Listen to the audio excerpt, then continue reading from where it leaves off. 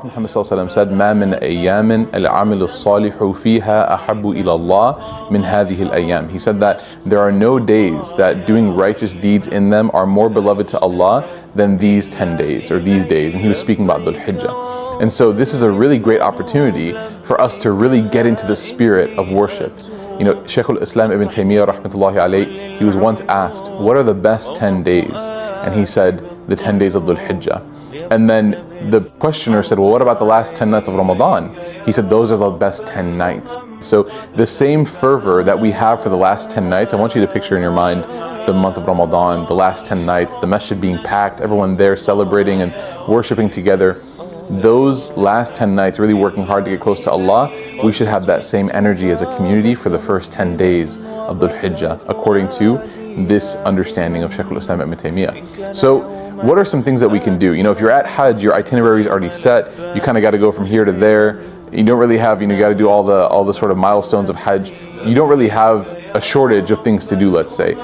But when it comes to being away from Hajj and still trying to benefit from Dhul Hijjah, you have to come up with your own itinerary. And so I've come up with a list of things that I'm going to try to do, inshallah, and I request or I offer them and suggest them to you to join me, inshallah. The first thing is, I'm really going to focus on trying to have a meaningful relationship with the Quran and really start it off these first 10 days. You know, the Quran is the spiritual nourishment of the soul. And if a person doesn't have that connection with the Quran in a meaningful way, they're going to be spiritually dehydrated. It's just a matter of fact. And unfortunately, a lot of us end up feeling that, especially after Ramadan is ending. So we have to really make an attempt, inshallah, and really make an effort to have a meaningful relationship with the Quran, to study it in a way that is sustainable for the entire year, maybe 5 minutes a day, but to do it consistently and to grow in that relationship. The second is to have a great relationship with the masjid. You know, Ramadan is super special for a lot of reasons, and one of those reasons is that everybody goes to the masjid and sees each other there and connects there. It becomes the hub for the community. So make it a point in these first 10 days to make a relationship, a standing relationship with the masjid, inshallah.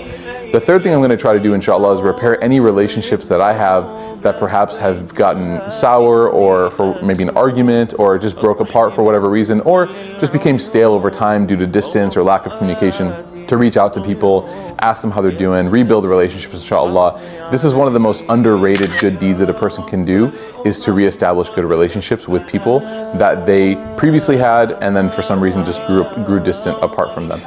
The fourth thing, inshallah, is to give sadaqah. You know, there's no shortage of opportunities to support, whether it's the refugees in Syria that are now migrating to other lands now, unfortunately, due to force, having to seek refuge in other places, whether it's Burma, whether it's Bangladesh, whether it's, you know, Central Africa, suffering from all these different sort of kinds of wars and struggles, you know, Somalia, for example. You can give and support, inshallah, or locally. You know, if you live somewhere where you can really contribute, inshallah, there's poverty everywhere and there's people in need everywhere, make sure that you contribute to help solve that issue, inshallah ta'ala, in these 10 days.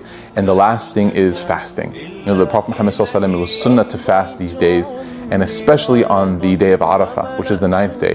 The Prophet Muhammad sallallahu alaihi wasallam was asked about the blessing and the virtue of fasting on this day of Arafah, and he said, يُكَفِّرُ السَّنَةَ الْمَاضِيَةَ وَالْبَاقِيَةَ. He said that doing this deed will expiate an entire year from previous and forthcoming. So you'll get that benefit of being able to get your sins erased from the previous year and the forthcoming year. What an amazing benefit that is for fasting one single day. So maybe gather an iftar, gather some friends, and do that, inshallah, and fast together.